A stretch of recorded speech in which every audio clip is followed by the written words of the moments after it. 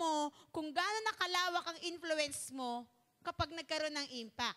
Napansin nyo, yung mga sumasabog, di ba, ang tindi ng hole na iniiwan yan, hanggang ganun, ibig sabihin, hanggang ganun yung kaya niya, yung influence niya hanggang ganun. And tell you, your impact determines your income. Kapag maganda ang impact mo sa office, maganda ang income mo. Alam mo ba yun? And your impact determines your future. Kaya nito madetermina kung saan ka papunta. Okay? Kaya naman pala, sa isang account, Jesus was actually talking to people. Okay? Kinakausap niya yung mga tao and He is teaching them how to live their lives. Paano bubuhayin o paano mamumuhay o paano gagamitin ang kanilang buhay. At dito magugulat ka kasi si Jesus nag-start siya sa Beatitudes. Naalala niyo yun? Blessed is ganito, blessed is ganyan, blessed who mourn, blessed chuchu, ganyan-ganyan. Okay? Blessed lahat.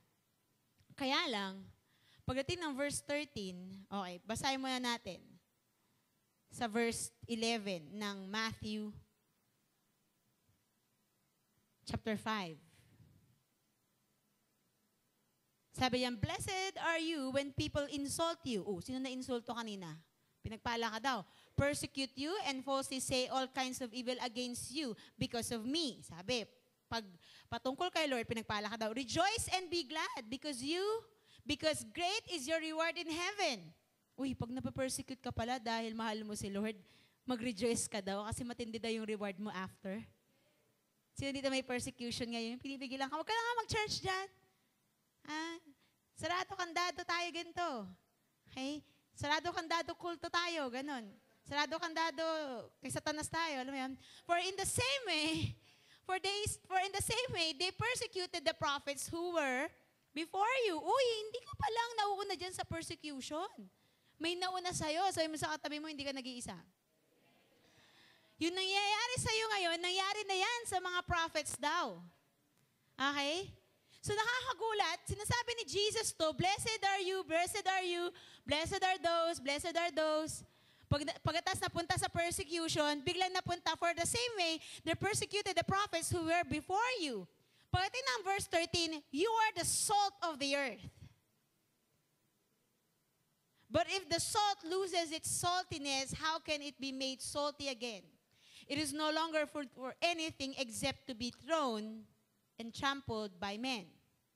Pagdating ng verse 14, you are the light of the world. A city on a hill cannot be hidden.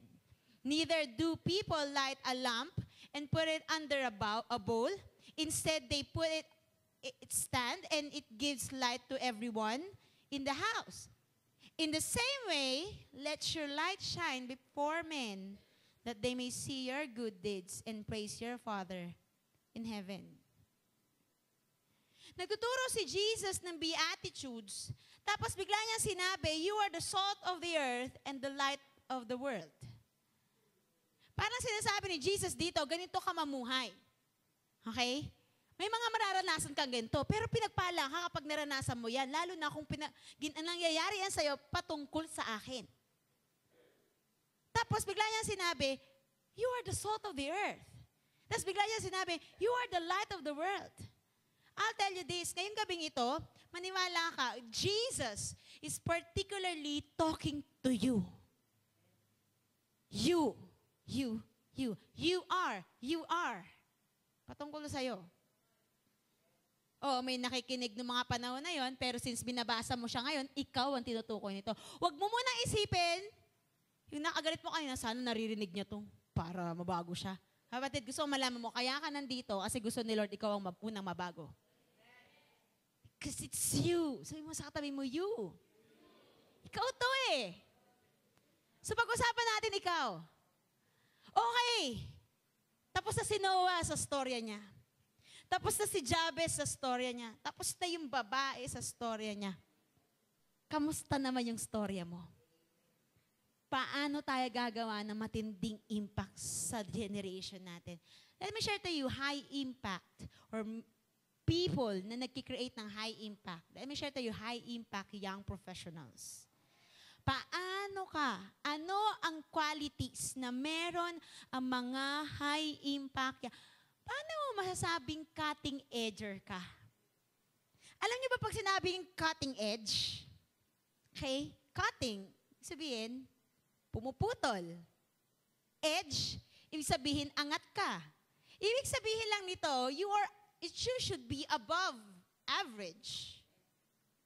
You should be above average. Malalaman mo kung above average yan. Una, kung paano yan kung nakikipag-usap. Sabi sa isang quote, sabi niya doon, ano yung sinabi nung nakaraan, shinare ko, average people talk about people.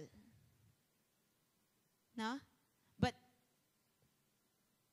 yung mga tao daw na may high level of mindset, they talk about strategies. Malalaman mo pag level lang yan, pag average lang yan, pag ang topic niyan lagi tao, ay alam mo kasi si ganito, ay ganyan. Pero kapag strategy, ano kaya ang pwede nating gawin ganito? Kaya pwede nating gawin ganyan.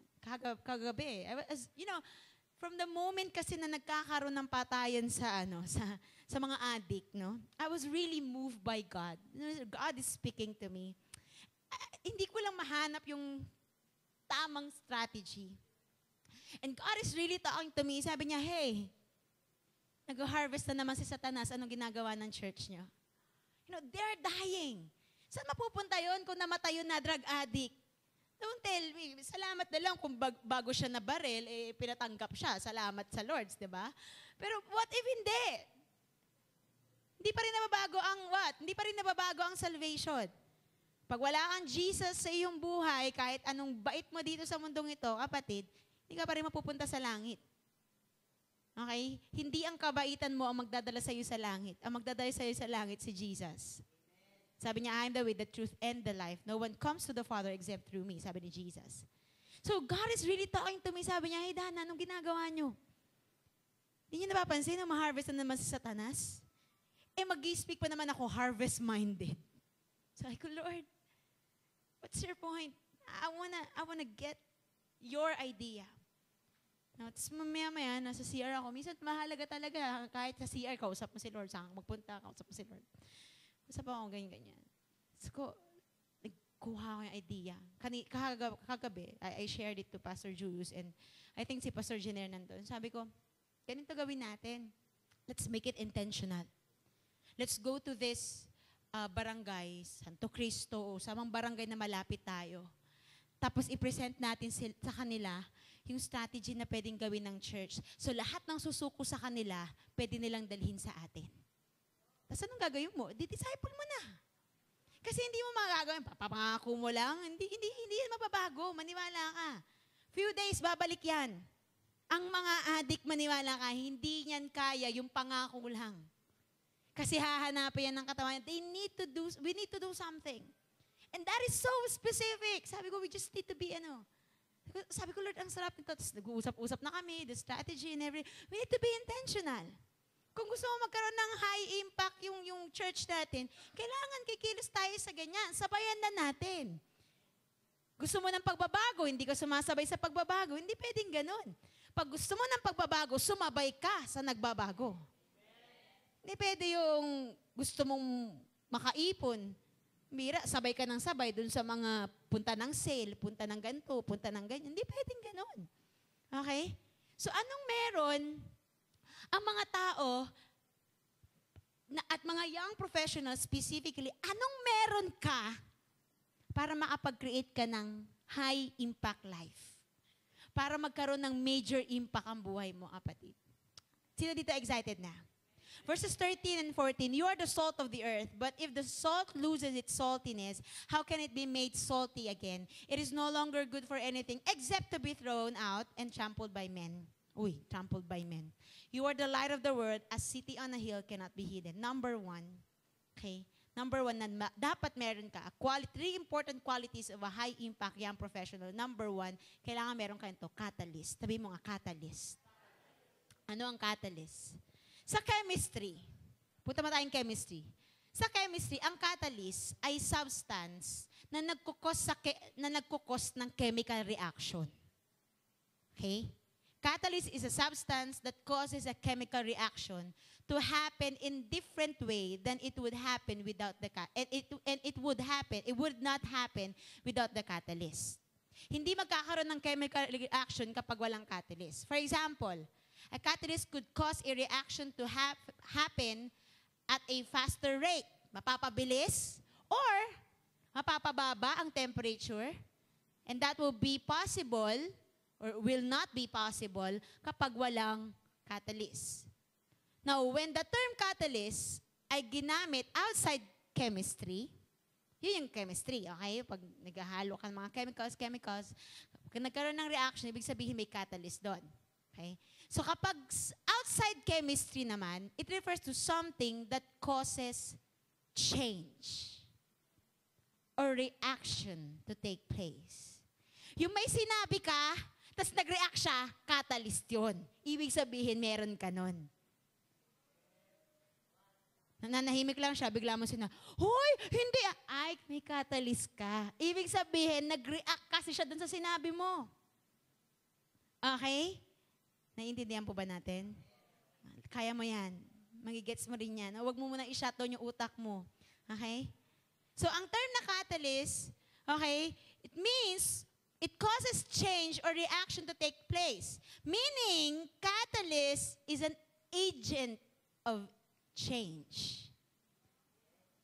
Agent of change. When you say agent, it means medium, means channel of change. Vehicle of change. Sabi sa Microsoft Encarta, catalyst daw is a stimulus to change. Okay, sa mga nag-aral dito ng psych o kaya ng biology, pag sinabi mong stimulus, ito yung nagpapasimula ng something sa'yo.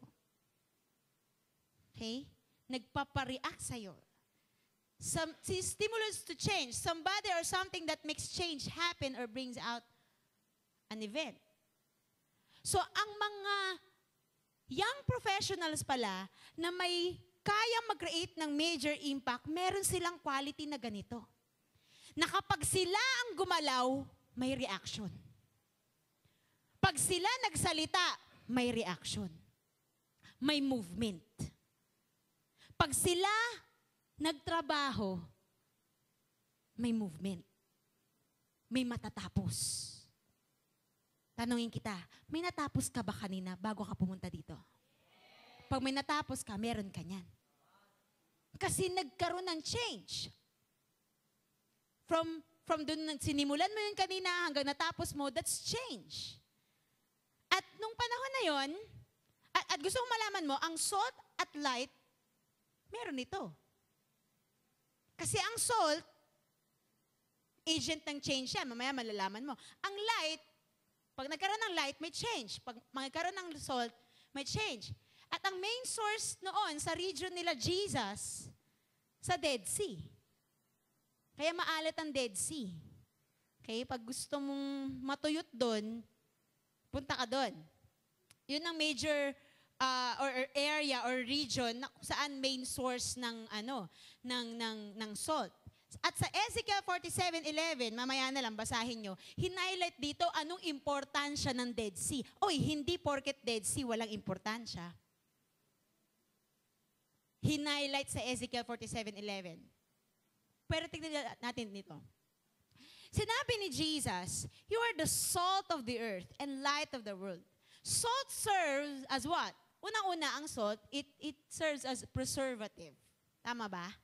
Sino dito yung nag-iwan ka na ng karne sa hindi mo naman nilagay sa rep, sa room temperature lang, saktong temperature lang. Tapos pagbalik mo, okay, kinabukasan, nasira na siya. Pwede may uod na or basta pangit na. Okay? Dahil walang salt. Salt serve as preservative. So, ano bang ginagawa ng preservative? Nagpe-preserve. Tama naman. Okay, pine-preserve. Uy, girls, dapat pala may salt ka. Dapat yung mindset mo may salt. Ipe-preserve ko yung sarili ko. Hindi ko kagad ibibigay ito. Hindi ko ibibigay ang pagkababae ko sa isang taong nakilala ko lang kanina. Sa isang taong nakachat ko lang. Sa isang tao. At kahit Christian ka, hindi agad-agad. Boys, ganun din kayo. Hindi lang girls ang lugi lagi dito. Maraming girls ngayon, lakas na alam mo yun? Lakas na makamanyak. Dapat may ganito aring mindset. Hindi porket lalaki ka, sabihin mo walang nawawala sa'yo. Ang laki na nawawala sa'yo. Gusto kong malaman mo, pagkalalaki mong nawawala sa'yo. Kaya dapat catalyst, kapatid. Kailangan marunong ka mag-preserve. Kaya simula ngayon, manalangin ka, Lord. Simula sa oras na to, i-preserve mo po ako hanggang doon sa araw ng kasal ko. Ang ganda ng buhay pag ganyan. Sa mga may boyfriend, girlfriend dito, please. Lagi ko ang sinasabi pag nakakasama ko yung mga boyfriend tsaka girlfriend ngayon, you know? Ito lagi ko sinasabi, it may look like what? So traditional. But I'll tell you this. First kiss on your wedding is still the best kiss ever. It is the best kiss ever. Ay, Pastora, grabe naman. Napaka-traditional naman. Ano, Maria Clara lang? I'll tell you. It can preserve everything. At malalaman mo, uy, this guy, hindi lang to pang jowa pang 3 months. This is what? A husband material. This is what? A wife material. Kailangan marunong kang mag-preserve. Tsaka hindi lahat ng iniisip mo, sinasabi mo. Preserve mo, kapatid. Kasi mamaya dyan yung nasa isip mo, hindi pa timing para sabihin mo, sira ngayon. Kaya nga girls, wag ka kagad yes ng yes. Uy, crush kita. Yes! Crush pa lang, relax. Hindi, alam mo, I like you, I do. Walang ganon, ay? Hindi, grabe, ang bilis ng takbo na. Well, tell you guys, we girls, no, masyado mabilis kasi ang takbo ng utak namin. Sabihin mo na gusto mo ako, ang nasa isip ko kagad, ano kaya itsura na magiging anak namin? Ganun agad. Huwag na kayong pare-pareho tayong babae dito. Huwag niyo akong inaano. Kala niyo dyan. Maayos kayo dyan. Nag-text pa nga lang sa'yo ng good night, may crush to sa akin. Alam mo eh. Kahit na GM lang. Tapos sabihin mo, sa susunod paasa, hindi ganun. Ang bilis mo lang mag-isip eh. Kaya preserve. Alam mo yon? Hindi lahat, tira ka naman. Salt, however, has another vital purpose. Hindi lang yan for preservation. Which is probably, ito yung mindset ni Jesus nung sinasabi niya ito. Ang salt, hindi lang yan for preservation. Ang salt, it can stop decay. Pagkabulok. Ngayon, sinasabi ni Jesus, you are the salt of the earth. Ang ibig sabihin niya dito, kayong mga disciples, you can stop this world from decaying. Kaya niyong pahintuin ang moral decay, ang sin, sa infected na mundong ito. At sinasabi ni Lord John, anak, kahit nandyan ka sa BPO industry, kahit nandyan ka sa accounting group, kahit nandyan ka sa HR, o kahit nasa sales ka, kaya mong magpa-stop ng moral decay. Kaya mong magpa-stop ng ng kabulukan. Kaya kung may makita kang kabulukan sa kumpanya mo, kapatid, huwag mong hinahayaan. Bawa, nakita mo, ka-office mate mo, may ginagawang kung anik-anik. Nililigawan yung client para mapa-oo. Sige na, let's have a date, you know? Alam mo yan, kapatid, huwag mong hinahayaan. Pero kumuha ka ng matibay na ebidensya, wag naman yung narinig ko lang po, hindi pwede sa korte yon, okay? Pero salt can stop meat from decaying.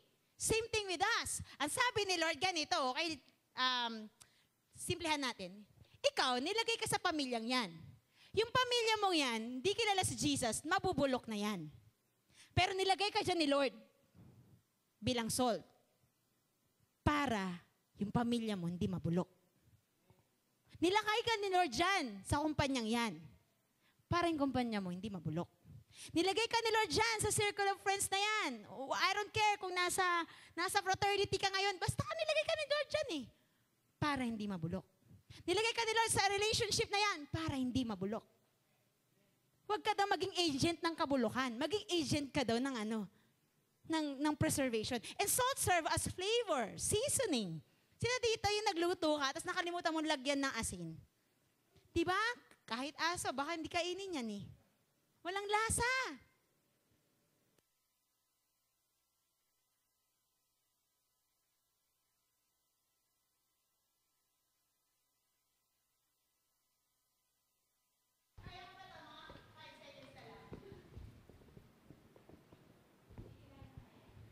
Hindi kinaya ng mic. Sobrang lakas naman. Sobra na to.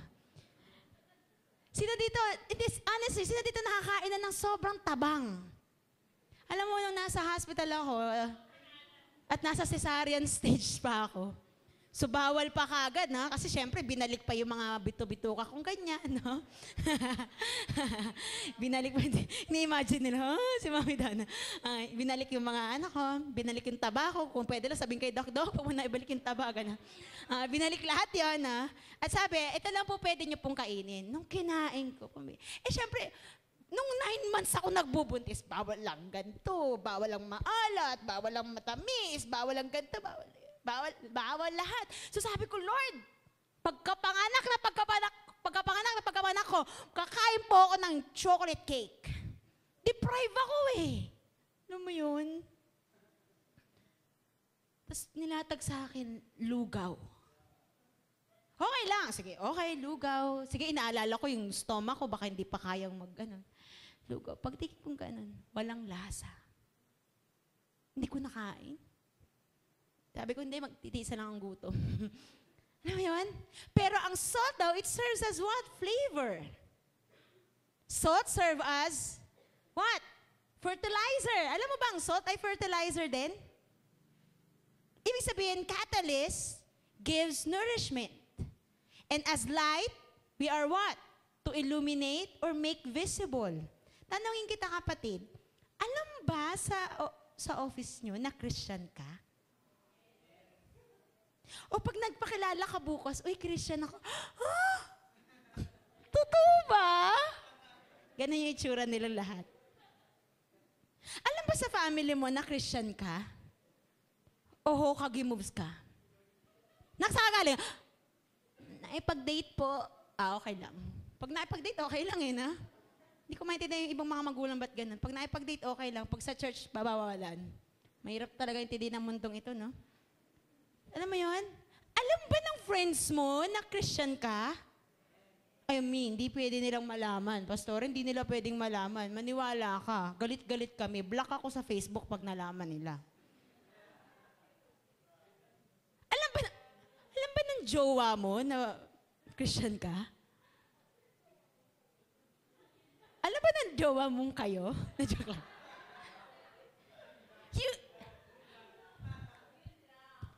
Yung ilaw na yan, visible yan. Alam mo, may ilaw dyan. Pag tinamaan mo pa yan, ewan ko na lang. Eng-eng ka na nun. Kasi visible yan.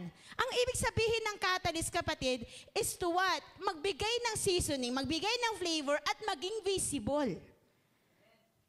At maniwala ka, ang salt, balik tayo sa salt, ang salt nag-create yan ng thirst. So dito, pumapak ka na ng asin. Gawain mo yan ng bata ka, di ba? Ganon ah. Pagkatapos mo, anong gagawin mo? Iinom ka, di ba? Kasi nauuhaw ka. The point is, catalysts bring revolutionary change. They make a difference. The point is, gusto mo magkaroon ng major impact yung buhay mo, kapatid, kailangan gumawa ka ng kakaiba. Kung lahat sila hindi nagde-devotion, ikaw nagde-devotion. Lahat sila walang dalang Bible, ikaw meron.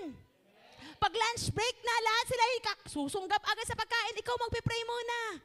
Lahat sila mapapasta. Oy, praying. Kain na. Tapos ikaw na. Oy, praying. Alam mo yun? Kung lahat sila nagjowa na, ng kung sino-sino lang, ikaw nagpipray ka for the right one. You have to make a difference. Hindi porket lahat sila may jowa na, ikaw makikijowa ka na rin ng jowa ng iba. Tanda mo, mahirap pagmahal ng jowa ng iba. Tatawagan ka niya, sasabihin niya, mamaya ka na tumawag kasi nandito siya. Kinuha mo kasi yung may-ari na eh. Alam mo yun? You have to make a difference. Pag lahat sila nagmumura, sasama ka? Pag lahat sila nagmumura, ikaw mag-speak ka ng life. Mag-speak ka ng maganda. Pag lahat sila kine-curse na yung kumpanya, ikaw mag-speak ka ng maganda. Lahat sila kine-curse na yung boss mo, ikaw, tignan mo naman sa other side.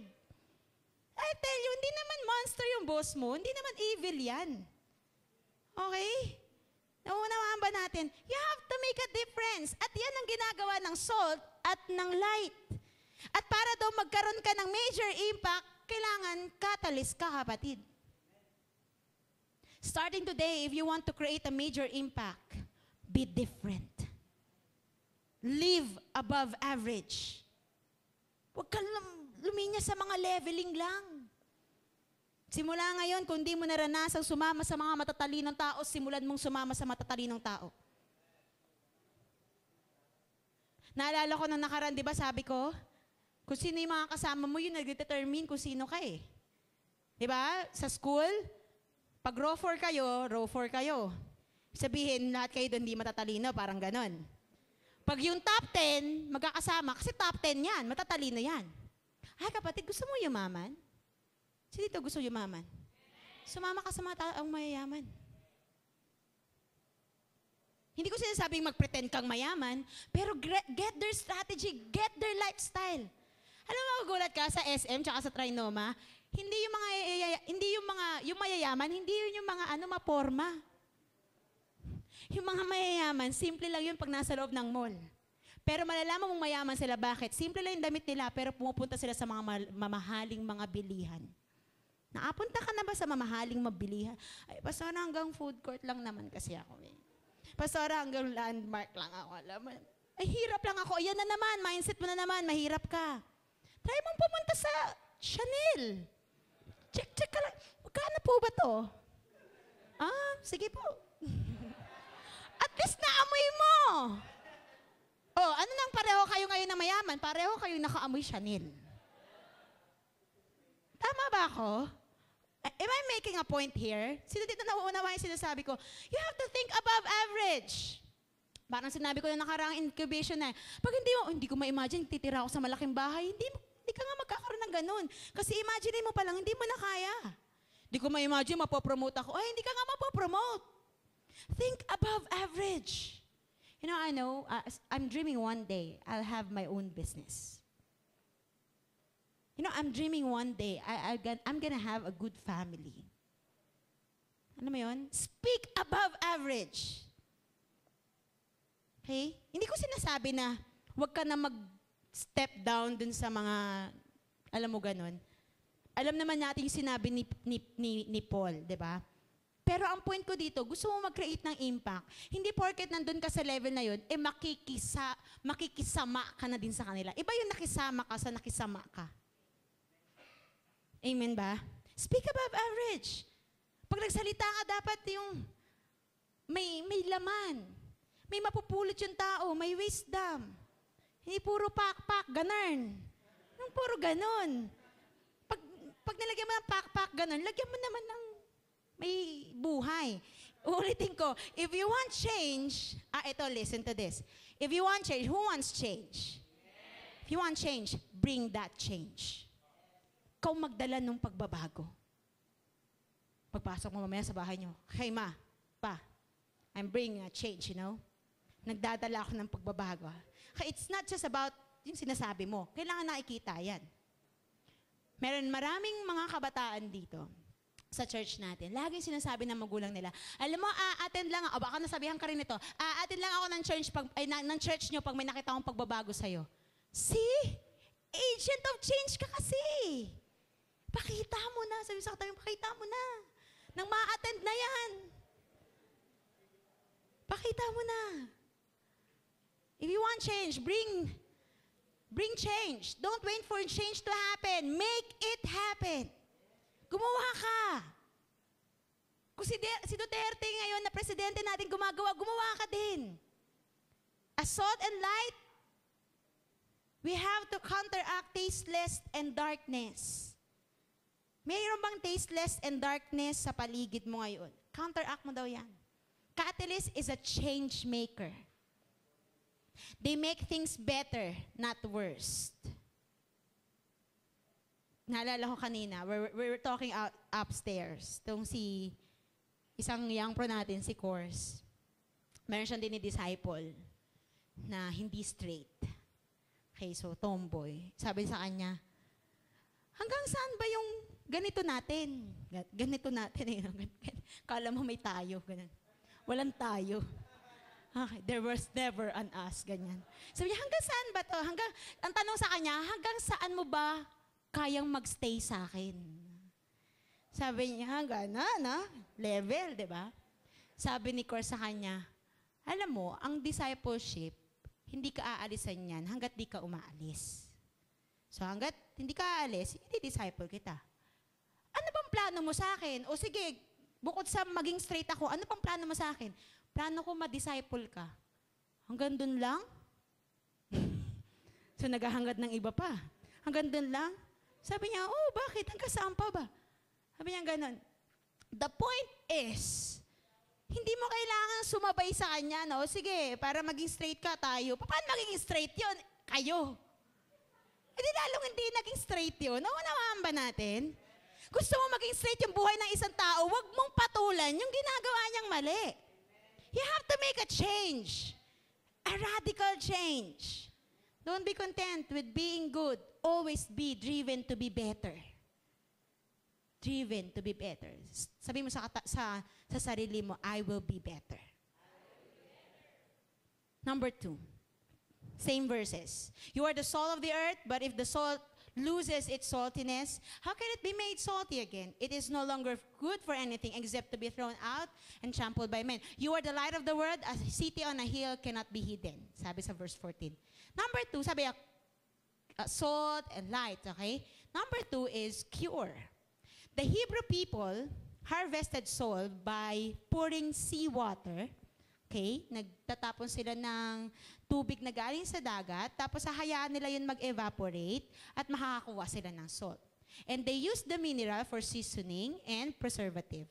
And in addition, salt was used, ginagamit din nila ito. Alam mo ba kung saan nila ginagamit ng mga Hebrew people? Ginagamit nila ito para mag-heal ng wound. Ang salt ay nakaka-heal ng wound. Kailangan din ng liwanag para magsara ang sugat. Alam mo yon? Kaya kung may sugat ka ngayon sa puso mo, kapatid, ang kailangan mo kaliwanagan ng utak. At malamang mong wala na siya. Hindi na siya babalik. At hindi mo siya worth. Alam mo yon? Kasi darkness puro... kasi sinabi niya, darkness. Kailangan mo ng kaliwanagan. Amen ba? Sino dito gusto ng kaliwanagan? One time, pa-check up kami kay Doc. Sabi ko, Doc, pwede ba to sa generic? Kasi mura, di ba? Sabi niya, okay lang naman po. Kaya lang kasi minsan may mga gamot na binibenta sa generic na puro salt lang. Sabi niya. So napaisip ako, puro salt lang? Antibiotic tapos salt lang? Bakit salt? I mean, bakit hindi sugar? But hindi shabu, gano'n, di ba? But salt, di ba? Ayun pala kasi, minsan talaga pag mangmang ka, dami mong naiisip na kamalian lalo Kasi pala ang salt ay naggagamot. No? Ang salt ay naggagamot. Ang cure, ibig sabihin to, heal somebody. Cure means heal somebody. To restore a sick person or animal to health. Cure also means treat illness successfully. To bring an end to illness. Resolve problem, ang ibig sabihin ng cure. Meron ata dyan. To bring an end to problem. Preserve food. To preserve food, especially meat or fish. Preserve something by drying. Okay, yung iba diba dinadaing. Mas mahirap, ang tawag dyan, masira. So first, ang salt is a cure for a decaying world. Ang cure, or cure saan? Also, sa tasteless. When I say tasteless na buhay, it means meaningless na buhay. May kilala kang tao, ang tingin niya sa buhay niya meaningless. Ikaw daw ay pwede maging cure sa kanya. Second, ang light ay cure sa dark world. Sino dito takot ka sa dilim? Pag nagka-brownout ngayon, ikaw yung unang titili. Ganun, tapos mahihimatay ka na. Kasi takot ka eh. Pero ang light, cure yan sa dark world. Cure yan sa darkness. In short, your life, listen to this young professional, your life must be therapeutic. Kapag nakita nila at nabasa nila ang buhay mo, dapat naaayos sila. Listen, dapat solusyon ka. Hindi ka problema. This world desperately needs a solution. Sana pag nakausap ka ng taong gulong-gulo na, makakuha siya ng pag-asa sa iyo. Sana pag nakausap ka ng taong down na, makakuha siya ng encouragement sa iyo. Hindi yung gulong-gulo na, tapos kinausap ka pa, ayun, nabalitaan kinabukasan, nagpakamatay. Walang nakuhang encouragement. Hindi man ikaw ang maging solusyon sa total na problema niya, pero sana makapagbigay ka kahit ba lang ng first aid. Lumapit kang kapatiran mo, alam mo, pag-pray mo naman ako. Bukas, mawala na kami ng bahay, di pa kami makabayad. Sabi ni Lord sa'yo, bigyan mo ng 500. Alam mo kapatid, ipagpipray kita. Pagpipray natin yan. O sige, babay na. Tapos nire-rebuke mo, hindi ko ng Lord. Jesus' name. Sana makapagbigay ka man lang kahit first aid. Hindi mo man kayang bayaran yung 5,000 niyang renta, at least man lang 500, yung sinabi sa'yo ni Lord. Sino dito natatamaan na? Ay, ako pala yun.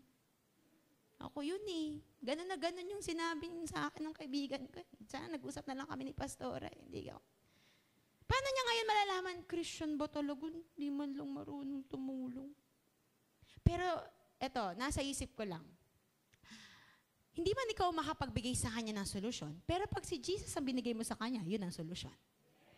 Because Jesus is the ultimate solution.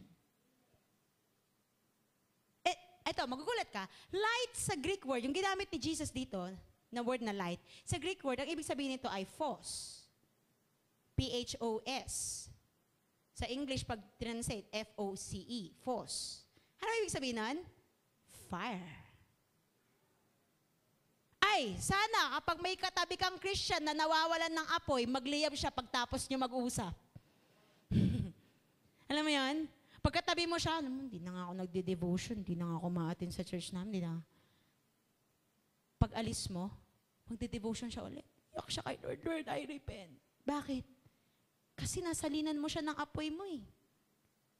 Kasi nasalinan mo siya. Hindi yung naisipan niya lalo mag-backtrack. Sabi ito taong ito. Laki na ng problema ko, nalalayo na ako kay Lord, in-encourage pa ako mag-backslide nito. Mayon? Kapatid, alam mo ang maganda sa light na sinasabi nito, yung fire? Kasi pag nagsindi ka, kung saan ka nagsindi, doon ka liliwanag. Tama ba? Ay, hindi sinabi dito ni Jesus, you are the salt of the earth and the flashlight of the world. When I say flashlight, dito ka nagsindi, pero doon ka nagliwanag. Alam mo yun, dami mo nang inabot sa labas, yung pamilya mo, hindi mo pa naabot. Ang dami mo nang share na ibang tao, wala naman akong masama dyan, pero yung circle of friends mo sa office, di mo pa na-share. Doon ka nga nilagay ng Lord. Para doon ka magliwanag, nauunawaan ba natin? Hindi ka flashlight, light ka. Yung sabihin ng light, kahit saan magliwanag yan, doon magbibigay ng liwanag yan. Sabi mo sa katabi mo, hindi ka flashlight. Sabi mo sa kanya, apoy ka. As child of God, bilang anak ng Panginoon, you have ability to cure this darkness because He gave you the title and power as the light of the world. Si Jesus mismo nagsabi sa'yo niyan. Hoy, ikaw ang kinakausap ni Jesus. Tayong lahat kinakausap ni Jesus ngayon dito. Sabi ni Jesus sa'yo, oy anak, ikaw na nakaupo dyan ngayon, nakikinig ka sa pastora mo na maganda. Oh, sinabi ni Jesus yan. Amen ba? Oh. Sabi niya ganun, oh, ikaw anak na nakikinig sa pastora mo ngayon, na maganda. Maging light ka. Ikaw daw, ikaw. Yan, katabi mo. Yan. Tapos sabi niya pa, maging salt ka. Ay, okay lang ba, pastora? Kasi lahat naman kami dito nagliliwanag. Okay lang, patayin ko yung akin.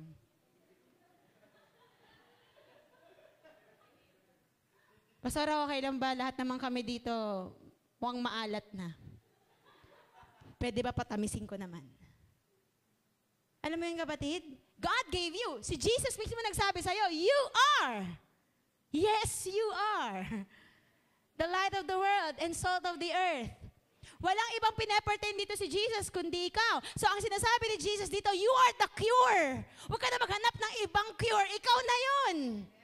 Kaya ka naging Christian ngayon at kaya binababad ka ngayon ni Lord sa word niya kasi magiging kagamutan ka. And be a cure to what? An aching heart. Huwag mong saluhin pag kabi-break lang. Sabi ko maging cure ka. Hindi ko sinabing saluhin mo siya. Tapos kakanta ka ay fallen for you. Hindi ganun. Maging kagalingan ka, hindi ko sinabing maging tagasalo ka. Okay? Maniwala ka, pag naging tagasalo ka lang yan at hindi ka naging kagalingan yan, maniwala ka, ikaw ang sasaktan yan. Ikaw sasaktan yan. Salo ka kasi ng salo eh. Ang bigat niyan eh. Ang dami niyang dinadala eh. Yung pain niya, yung mga nangyayari. Alam mo yun? Ay maniwala ka, naku, hindi kakayanin ng katawan mo ang mga bagay-bagay. So, kailangan mo maging cure. Hindi mo kailangan, sumalo, pero kailangan mo maging cure. Pakita mo sa kanya, okay, ma-in love ka muna kay Jesus. Kaya ito, lagi ko pinapayo pag may disciple ka na lumayo kay Lord, tas bumabalik, wag mo agad ilapit sa'yo, ilapit mo kay Jesus. Kasi pag yan malapit kay Jesus, malapit yan sa'yo. Hindi ka magtataka, bakit ganun? Sinasabi ko naman, ganito, ganyan. Lagi ko naman siya dinidikitan. Kapatid, kasi, alam mo yun, si Jesus ang kailangan yan. Be a cure for a restless mind. Baka meron sa atin dito, alam mo yun, sobrang grabe, yung mind mo, wala nang pahinga. Isip ka na ng isip. Dalangin ko, ikaw naman nakatabi niyan, be a cure. Mamaya sa small group, pagpapanalangin mo naman siya. Lord, I pray for peace of mind. I pray for healing of the heart. Be a cure for a broken life. Kaya nga sabi ko, kay Pastor kahapon, sabi ko, Pastor, let's be intentional. Let's go to these barangays and tell them na kapag may sumuko sa inyo, dalhin nyo agad sa church natin. We need to be a cure. Kasi sugatan yan eh. Sinugatan yan ng mundong to. We need to be a cure. And the last, sabi niya, dun sa verse na yun, you are the salt of the earth. But if the salt loses its saltiness, how can it be made salty again? It is no longer good for anything except to be thrown out and trampled by men. Sabi niya, you are the light of the world. A city on a hill cannot be hidden. Neither do people light a lamp and put it under the bowl. Instead, they put it on its stand and it gives light to everyone in the house. So sabi niya dito, pag nawalan ng saltiness, ang salt, wala nang kwenta yan. Pag ang light nawalan ng light, wala na ding kwenta yan. So ito, tatlong bagay, ano yung una? Dapat catalyst ka. Pangalawa, dapat cure ka. Ito, pangatlo, dapat ito, meron ka din to. Or alam mo to, cause. Cause means reason or purpose. Yung salt, alam niya kung anong purpose niya. At pag nawala doon yung saltiness, wala na siyang purpose. Yung light, alam niya kung anong purpose niya. Pag nawala na yung light sa kanya, sa light mismo, wala na siyang purpose. Okay? Sino dito, yung flashlight mo, hindi mo na magamit kasi walang battery. So wala nang purpose. Tapos tinatago mo na lang. Kasi wala naman na siyang purpose. Tapos hindi mo siya binabilan ng battery, hindi mo siya binibigyan ng bagong battery. So hindi nagkakaroon ng purpose. Pampasikip. Alam mo 'yon? Light. Ang composition ng light ay, sabi, light is electromagnet radiation within a certain portion of the electromagnetic spectrum. Ang salt naman ay combination ng sodium and chloride. Okay? So, may composition sila. At yung composition nila ang nagiging dahilan para sila ay makagawa ng purpose nila sa buhay. Tanungin kita kapatid ngayon, anong composition mo? Bilang Christian, composition mo, alam mo, pagmamahal ni Jesus, grace ni Jesus, at salvation na meron ka. At gusto ko malaman mo, yung salt tsaka yung light, alam nila yung purpose nila. Ikaw na lang ang hindi nakakaalam ng purpose mo. You have a purpose. Sabi mo sa tabi mo, you have a purpose. Hindi ako mag-life retreat dito Remember, may purpose ang light at salt at yun ay clear. So meaning to say, it must be clear to you kung anong reason for being mo. Don't live a life without cause. Don't live a life without purpose. Sayang ang buhay. Yung nabubuhay ka na walang dahilan, sayang yun. At sayang din ang buhay kung nabubuhay ka na siya lang ang dahilan. Alam mo yun, tao lang ang dahilan. Nabubuhay ka kasi may trabaho ka. Hindi.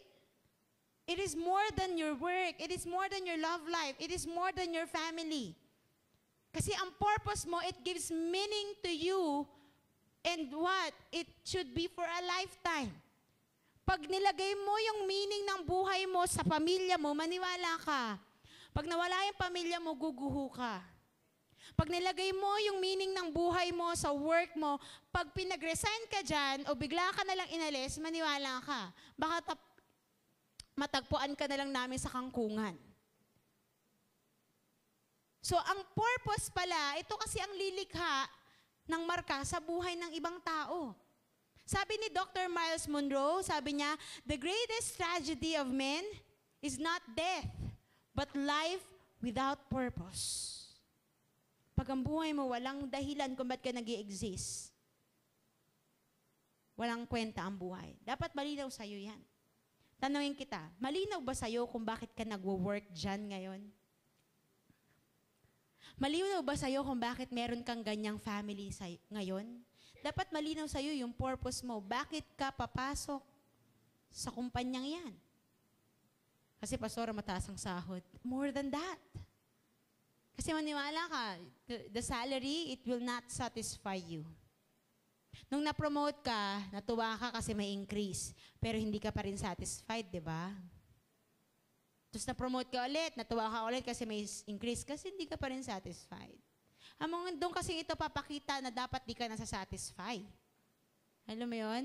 Ngayon ka, bibili mo lang ng brand yung cellphone, naglabas na naman yung LG o kaya yung Samsung. Bago na naman, di na naman satisfied. Gusto mo na naman yung bago. So, kailangan may purpose. Bakit ko ba bibilin to? Kaya kung bibili ka ng kotse, dapat alam mo ng purpose. Hindi pang chicks lang. Alam mo yun? O hindi pang pampaganda lang. Kasi dapat alam mo yung purpose. At dapat malinaw sa'yo bakit ka nabubuhay. So dito malinaw sa kanya, bakit ka nabubuhay? Malinaw ba sa'yo yan? Dapat malinaw sa'yo, bakit ka papasok sa relationship na yan? Kung para matakasan lang yung responsibilidad mo, magtigil ka. Alam mo yun? Ito kasi, sa mundong ito, madaling magpaka-jowa, pero mahirap pag magpaka-partner ka na. Pag jowa kasi, kilig-kilig lang yan. Pero pag partner na, for better or for worse yan. May pera yan o wala, dapat mag-stay ka dyan. In sickness and in health, kahit anong maging sakit niyan, kahit ang maging sakit pa niyan dahil galing sa pambababae niya, hindi ka pwedeng, alam mo yun, aalis ka agad. Kaya mo na ba yan? May kilala akong ganyan na babae. Yung babaeng yun, nagkasakit na siya. Okay? Kasi asawa niya may sakit. At nakuha ng asawa niya yung sakit dahil doon sa kinuha niyang pang one night stand. Pero maniwala ka, yung babaeng yun, hindi hiniwalayan yung asawa niya. Pareho silang nagpa-cure. Kung hindi mo pa alam ang ibig sabihin at hindi mo pa nakikita ang sarili mo, huwag ka muna papasok sa relationship. Kasi dapat alam mo yan. Ulitin ko, madaling magpaka-jowa, mahirap magpaka-partner. Sabi ng partner mo, malulugi na tayo. Ganun ba? Sige, alis na ako. Hindi partner yun. Ang partner, malulugi na tayo, gawa tayo ng paraan. Kaya yan. Alam mo yun? Sira na to. Hindi kaya yan. Dapat alam mo bakit nilipat ka ng company sa mga balak, may balak lumipat ng kumpanya. Dapat alam mo muna, may speak to someone here. Dapat alam mo muna, bakit ka ba lilipat ng kumpanya? Dapat malinaw sa'yo. Para pag kinounter offer ka ng kumpanya mo, magsisay no ka pa din. Kasi malinaw sa'yo. Maniwala po kayo, nung ako po magre-resign, sabi ko nga, 1 week sa boss ko, yung resignation, sabi niya, Dana, mag-isip ka muna. In-offer sa akin lahat. Gusto mo ba ganito? Yung oras mo, gusto mo ba flexi? Ganyan, lahat. Gusto mo ba may work from home? Ganyan. Para sa baby mo. Sabi ko, hindi naman po ako magre-resign para lang sa baby ko eh. Magre-resign po para mag-full-time sa ministry po sa church namin eh. Tapos, di pinasa niya na. Lungkot siya, pinirmahan niya. Pasa niya. Kasi alam na niya, wala siya makitang dahilan para anuhin pa ako. Pinasok. Pinasa na dun. Saan? Sa director namin. 1 week ulit sa director namin. Dana, tinawag ako. Dana, mag-isip ka muna. 7 years na yung ginugol mo dito. Mataas na yung posisyon mo. Humahawak ka na nga ng mga tao. Pag-isipan mo muna, ano ba, ganito, pati pera. Counter offer.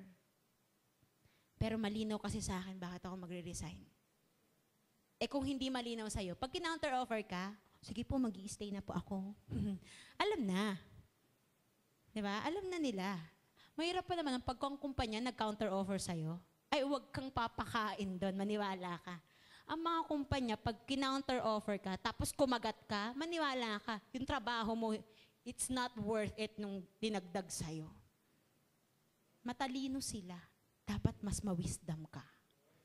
Kaya kailangan, Lord, bigyan mo ako ng malinaw na dahilan ba't ako lilipat. Okay? Kung yung dahilan na yan, di ka na nag-grow, o sinabi mismo ni Lord, sige, lumipat ka na, go! Pero kung yung dahilan na yan kasi, masyadong mababaw, wag muna, mag-isip ka. Dapat malinaw sa'yo, anong purpose mo, anong mission mo. Malinaw sa'yo, bakit ka ba sumasahod? Kasi pag malinaw sa'yo kung bakit ka sumasahod, malinaw doon sa'yo kung saan mo dadalhin yung sahod mo. Pero pag malinaw kasi sa akin, kaya ako sumasahod. Kasi nagtrabaho ko, kaya kailangan, i-treat ko yung sarili ko. Ala, sige, treat.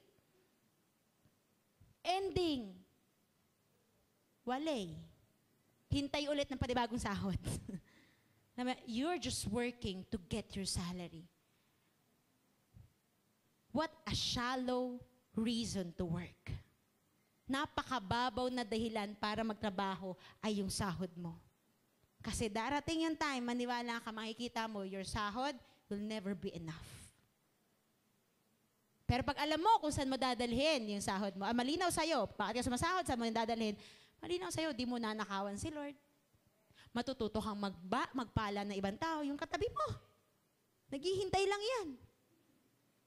Nang go signal sa'yo ni Lord. Matagal ka na niyang pinanalangin. Nung humingi ka ng prayer request yan, simula pa lang, nanalangin na yan, Lord, please, bless him, bless her.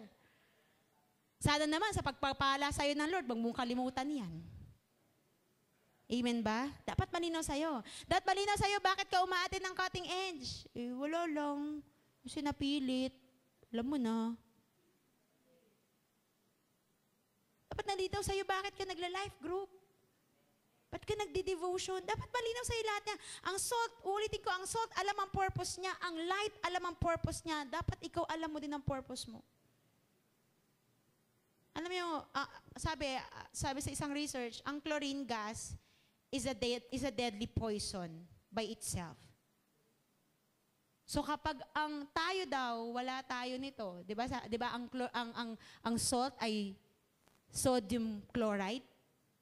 Kapag nawala na daw yung saltiness sa atin, parang isang chlorine na deadly poison, yung faith natin, without work, it is dead. So ang metal sodium is destitute alone for the saving quality of salt. So meaning to say, same thing with our faith, kapag ang works natin ay wala namang faith, same thing, destitute din yan, at hindi yan makakapag-save ng soul. Ngayon, ang chemical union ng dalawang elements, nagtayo ng isang salt, isang bagay na bago at kagamit-gamit. Same thing daw sa ating pananampalataya. Kapag yung faith mo, sinamahan mo daw ng works, naging united yan, it brings life. It brings out the Christian character in you. Kung alam mo ang cause mo, ang purpose mo, tanong kita ngayon, anong ginagawa mo sa pamilya mo na hindi pa kilala si Lord? Kung alam mo ang cause mo at purpose mo, anong ginagawa mo sa ka-office mate mo na hindi pa kilala si Lord? O sa mga circle of friends mo na hindi kilala si Lord? The point is, kung Christian ka pero wala kang impact, kapatid, walang kwenta buhay natin. It is time to make a stand. Amen ba? It's time to show who is that Jesus in your life. Pakita mo, pakilala mo. So, hindi mo pa kayang mag-share, dalhin mo na lang sa church. Invite mo sa life group. Invite mo sa cell group.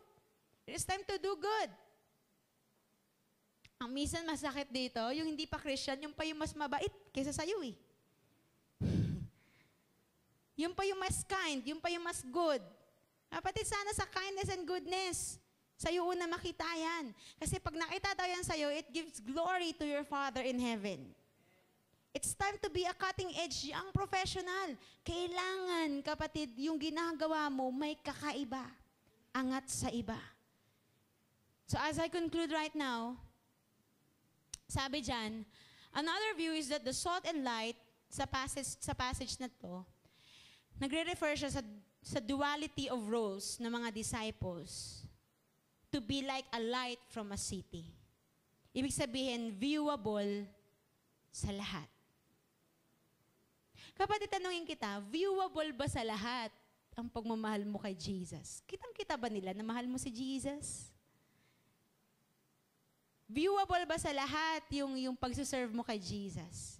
Alam mo, I am blessed and grateful kapag may naririnig akong hindi ko po tinanggap yun kasi matatamaan yung Saturday and Sunday ko eh. Talagang binigay ko na yun for Jesus eh. Hindi ko po yun tinanggap kasi mag-iiba yung schedule ko dun. Pag nag-iba yung schedule ko dun, syempre, matatamaan yung ministry ko. So Matthew, Mark, and Luke, nung sinulat nila to, nagkaroon sila ng iisang discussion about salt na nawawalan ng taste. Sabi dyan, but if the salt loses its saltiness, how can it be salty again? Anong gagawin daw? Wala na daw yung good na gagawin. Ang gagawin doon ay i-thrown into what? Thrown and trampled by men. Jesus is telling us, if you lose your purpose and you lose your passion, there is no way para makapag-save ka pa ng soul ng mga kapamilya mo o ng mga tao sa malapit sa iyo. In the same way, kaya sabi ni Jesus sa verse 16, in the same way, let your light shine before men, that they may see your good deeds and praise your Father in heaven. Therefore, kapatid, high-impact young professionals glorifies God in everything that they do. Yung mga low impact or no impact at all, they don't glorify God. Wala. Hindi nila nabibigyan ng glory ang Panginoon. Before I end this, I just want to share to you this video. You may, sa iba sa iyo, baka nakita mo na to. But this video is really inspiring. And let me tell you this. Ngayong gabing ito, as we end this series, hindi tayo matatapos sa series na to na wala impact sa'yo. Dapat meron, maging decided ka, Lord, I want to do something that will impact this world. And my family, my office, lahat-lahat. So please watch this video. E aos domingos é a rádio e eu começo com a meditação. Tem o tempinho das crianças, onde eu conto historinhas infantis. Depois vem os brindes e assim é o programa de todos os domingos.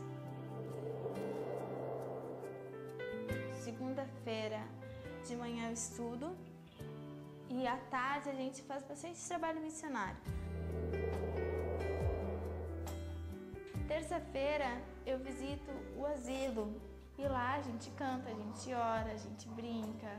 Tem algumas pessoas até que são sozinhas, assim, sabe, que se abrem bastante com a gente. Eu já levei o CD da social, a gente já pulou, a gente já brincou lá dentro. E a catequese, o Frei conhecia o trabalho que eu fazia aqui em casa, do pequeno grupo, perguntou se eu tinha como ser professora da catequese.